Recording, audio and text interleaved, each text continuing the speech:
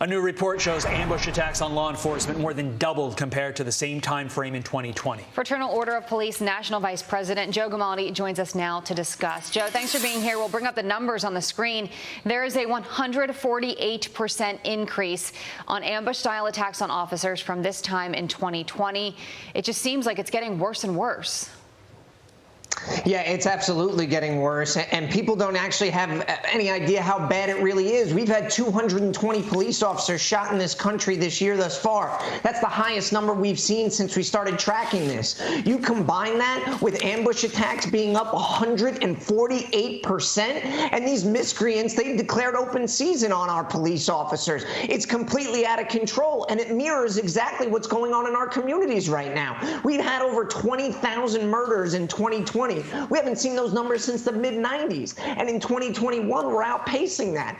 And this is what happens when you allow revolving door criminal justice policies, and we have these, these opportunistic politicians and some of these charlatans in the media who are just demonizing and denigrating the hardworking men and women of law enforcement. I mean, they call us murderers outwardly. They call us every name in the book, and then they play stupid when violence against us goes up and violence in our communities goes through the roof. And we, as the American public, we really need to make a decision right now whether we want law and order or do we want anarchy and chaos on our streets, because it's getting to a point where it's going to be we can't get back to it.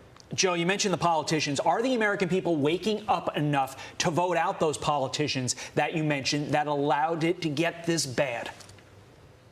Well, I certainly hope so, because a recent poll from the Washington Post said the highest number that they've ever recorded in the last 20 years of people that are concerned about violent crime in America. And a recent Gallup poll that said 81% of black Americans want more police officers in their neighborhoods. And a recent poll out of Detroit said that over 90% of people across all demographics want more police officers in their neighborhoods. So what I would tell your viewers at home is that if your community is being ravaged by violent crime right now, and you have politicians that are not standing on a bedrock platform of law and order and still calling to ridiculously defund the police, you need to vote their asses out. Wow.